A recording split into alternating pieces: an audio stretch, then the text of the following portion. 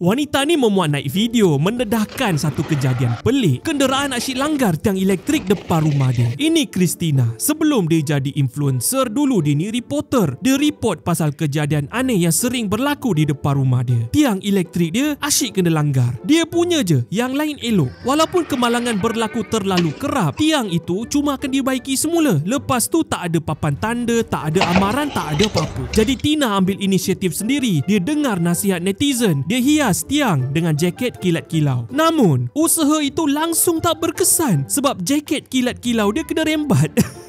Untuk buktikan pada netizen jalan dia langsung tiada masalah, tak ada selikor bahaya, dia rakam video laluan tu. Rakaman malam pun tunjuk jalan tu terang dan jelas. Tak ada hujan, tak ada ribut. Sebab video-video Tina asyik viral, akhirnya dia dimaklumkan tiang tu akan dialihkan. Tina punyalah terkejut setelah sekian lama, happy betul dia. Oh my god! Are you guys moving the pole?